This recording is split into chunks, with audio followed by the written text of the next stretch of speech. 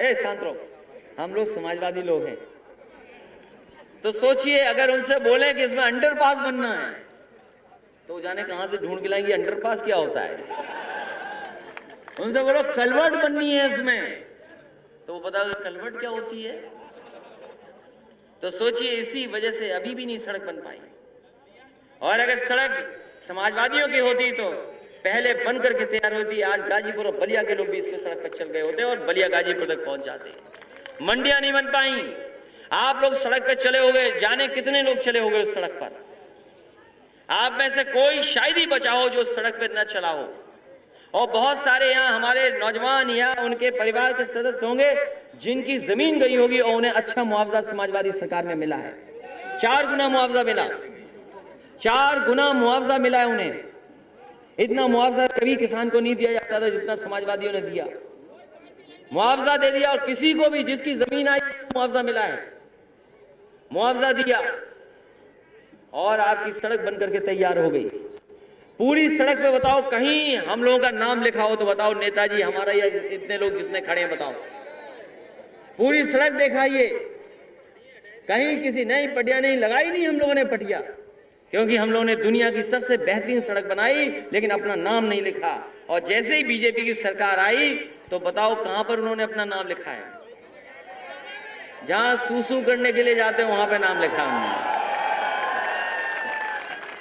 जैसे ही आपको जाना पड़ेगा कहीं तो देखोगे आप उन्होंने अपना नाम लिख लिया। पूरी सड़क पर समाजवादियों का नाम नहीं है कहीं भी, ना नेताजी ना हमारा किसी का नाम नहीं है। लेकिन जैसे ही आप वहां जाओगे सुसु करने के लिए तो आपको बीजेपी के लोगों का नाम लिखा मिल जाएगा। ये सबसे प्रिय काम है शौचालय बनाने का बीजेपी का, सबसे प्रिय काम है शौचालय बनाने का। और देखिए कैसा जाल फेंका उन्होंने कि शौचालय आप बनाओ और फिर जब जांच होगी तो प्रधान जी फंस जाएंगे उसमें। कोई प्रधान नहीं बचा होगा जो 200, 250, 300 नहीं बनाया हो शौचालय। है कोई ऐसा प्रधान? कोई है प्रधान? कितने शौचालय बनाए? 200 इन्होंने बनाए और ये 200 के 200 बिना पानी वाले हैं। तो समाज है, हाँ वो तो शौचालय जानते हैं हम लोग गांव में। तो सबसे प्रिय काम है वो जांच होने जा रही है प्रधानों की। ये चाल है, तुम लोग याद रखना प्रधान भाइयों, गलती उनकी है, जांच आपकी कर रहे हैं। इसलिए बहुत सावधान रहना भाजपा के लोगों से। ये बहुत ही चमत्कारी और होशियार हैं, ये कभी भी धोखा दे सकते हैं, किसी तरह का रास्ता अपना लेंगे। इसलिए जो जो फैसले अभी तक भारतीय जनता पार्टी ने लिए सब गलत फैसले लिए। नोटबंदी से काला धन भ्रष्टाचार कहां खत्म हो गया बताओ। ये 100 नंबर अच्छी खासी गाड़ी थी, व्यवस्था थी, 112 करके उनने भी अपना रेट बढ़ा लिया। रेट बढ़ा लिया, रेट बढ़ गया कि नहीं बढ़ गया? और हमने ये व्यवस्था इसलिए दी थी कि गांव में गरीब के और खेत पे कोई झगड़ा हो जाए, तकलीफ में आ जाए तो फोन करे तो पुलिस उसके पास पहुंचे। अब उल्टा आना पड़ेगा आपको थाने में। और इसी तरह एम्बुलेंस भी समाजवादियों ने चलाई, एम्बुलेंस चलाई समाजवादियों ने कि नहीं 108 102। तो इनका दिखाई देता है गांव में कुछ, गांव में फोन करो तो 112 भी पहुंचेगी जो 100 थी, 102 108 एम्बुलेंस भी पहुंचेगी। और इन्होंने बताओ क्या पहुंचा दिए। इनके भी तो कुछ दिखाई देता होगा गांव में। तो हम लोग 100 नंबर पुलिस की 102 108 एम्बुलेंस पहुंचा रहे और ये किन्हें पहुंचा रहे हैं सोचो।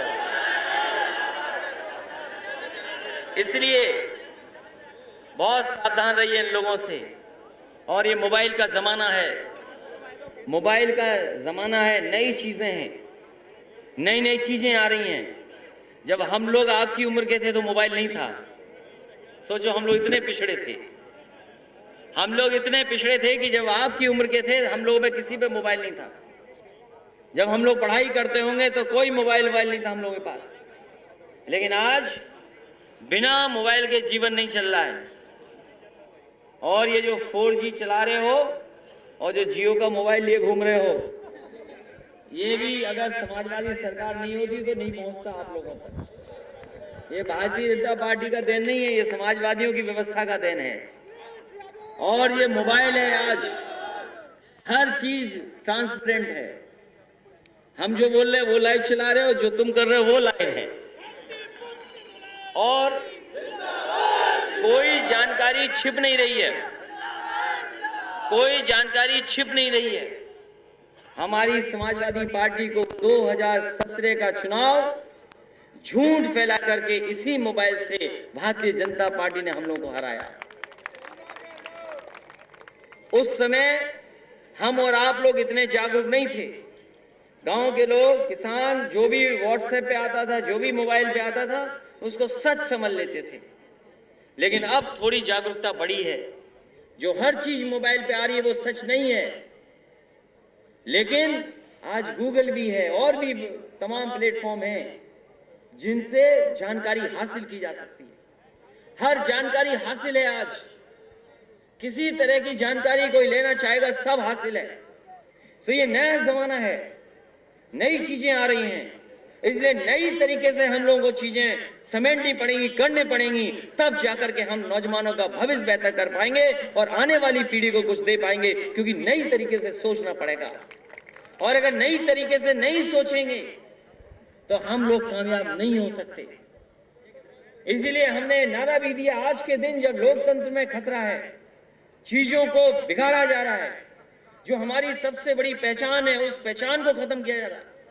जिस वजह से हिंदुस्तान इतना मजबूत है, किसान की वजह से, किसान की वजह से ही मजबूत है, क्योंकि किसान खेती भी करता है और किसान के परिवार का ही बेटा, नौजवान जाकर के सीमा की हमारी रक्षा करता है। इसलिए किसान को बर्बाद कर रहे हैं लोग, खेती को छीनना चाहते हैं।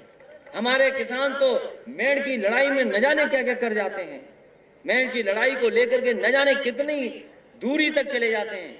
ये भारतीय जनता पार्टी ने जो कानून पास किए हैं, ये कानून ऐसे हैं कि आपके खेत की मेड़ तोड़ करके न जाने किसके हाथ में पूरे खेती दे देंगे। इसलिए आप लोग सावधान हो जाइए इन कानूनों से। अगर भारतीय जनता पार्टी कहती है कि हमारे मेंबर बनना है तो मिस्ड कॉल दे दो। तो हम भारतीय जनता पार्टी के लोगों से कहना चाहते हैं कि हमारे किसान भाइयों को, हमारे नौजवानों को वो नंबर बताओ कि जिस पे फोन करें और उन्हें एमएसपी मिल जाए, उनकी पैदावार की सही कीमत मिल जाए। और अब जब एमएसपी की बात हो रही है तो एमएसपी वो वाली मिलनी चाहिए जिसमें आय दोगुनी हो। इसलिए हम किसानों को बधाई देते हैं, नौजवानों को बधाई देते हैं। समाज में अभी भी गरीबी है, कम नहीं हुई है। थोड़ी बहुत संपन्न हो गए हैं, थोड़ा बहुत कपड़े हो गए, थोड़ी बहुत घर बन गए, थोड़ा बहुत गाड़ी और इंतजाम हो गया, लेकिन अभी भी गरीबी है। बहुत परिवार आज भी गरीब है, ना पढ़ाई कर सकते हैं, ना तमाम चीजों का इंतजाम कर सकते हैं। हमारे समाज में ऐसे लोग भी रह रहे हैं जिनके पास सदियों से कुछ नहीं रहा। ये जो हमारे सपेरे हैं, जब मैं सपेरों को देखता हूं तो हमें अपने भारत याद आ जाता है, क्योंकि बहुत सारे पुराने जो राइटर्स थे, जो हमारे भारत की पहचान बताते थे, वो यही कहते हैं कि भारत देश सपेरों का देश है। ये पहचान बताई जाती थी हमारी। सोने की चिड़िया तो कहा जाता था, लेकिन ये भी कहा जाता कि भारत देश वो है जो सपेरों का देश है। और सोचो, हजारों साल से ये सपेरे रह रहे हैं अपने देश में, अपने बीच में, लेकिन इनके पास खेत नहीं है, घर नहीं है, कोई इंतजाम नहीं कि बच्चे कहां पढ़ पाएंगे, इनका भविष्य क्या होगा। लेकिन हमें खुशी इस बात की कि इतने अभाव में भी रह करके, कुछ भी नहीं है इनके पास, उसके बावजूद भी अपनी संस्कृति को, अपनी वेशभूषा को, अपनी बीन को नहीं छोड़ पाए हैं। सरकार ने इनसे सांप छीन लिए, लेकिन उन्होंने बीन अपना नहीं छीनने दिया। हम इनको बधाई देते हैं। और मैं कहता हूं, जो सपेरे चाहे कितने भी गिनती के हों, हम इसी एक्सप्रेसवे के किनारे सपेरों का गांव बसाना चाहते थे। सरकार चली गई, नहीं बस पाया, लेकिन जैसे ही सरकार बनेगी, इस एक्सप्रेसवे के किनारे हमारे सपेरों का गांव बसेगा और लोहिया आवाज देंगे और पेंशन भी देंगे, जिससे ये बीन बजा करके अपना जीवन यापन कर सकें, क्योंकि खेती नहीं है। और इनके सांप तो जिसने छीने वो जानते हो आप, सुप्रीम कोर्ट ने छीन लिए सांप, लेकिन कोई इंतजाम नहीं किया। इसलिए समाजवादी सरकार बनेगी तो आपके सब चीजों का इंतजाम करने का काम समाजवादी लोग करेंगे, जिससे कि आपको और आगे बढ़ाया जा सके और आपके जीवन की तकलीफें कम हो जाएं। इसलिए इन्हीं शब्दों के साथ,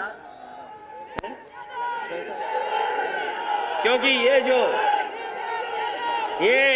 जो हमने नारा दिया था, हमारे साथियों ने अच्छा याद दिलाया मुझे, क्योंकि वो बात में कहते कहते सपेरों पर चला गया, और सपेरों पे चलने के साथ साथ समाजवादी पार्टी ने क्योंकि नया नारा भी दिया, और इस नारे को हम लोग इसलिए देना चाहते हैं कि नई चीजें आई हैं। अगर नई तरीके से काम नहीं करेंगे तो हम लोग कामयाब नहीं होंगे। इसलिए आप सबको एकजुट होकर के, लड़ाई बड़ी है, लोग साजिश करेंगे, लोग तरह तरह की बात करेंगे, लेकिन आपको, जैसा कि अभी राष्ट्रीय प्रमुख महासचिव जी ने कहा, मैं आपसे कहता हूं, ये लाल टोपी आपकी है, साइकिल आपकी है, झंडा आपका है, ये तीनों जिसके पास हो उसी की मदद करना, वरना किसी की मदद मत करना। इसलिए कहता हूं, समाजवादी पार्टी का मानना है कि नई हवा है, नई सपा है, बड़ों का हाथ है, युवाओं का साथ है, क्योंकि हमें बड़ों का भी साथ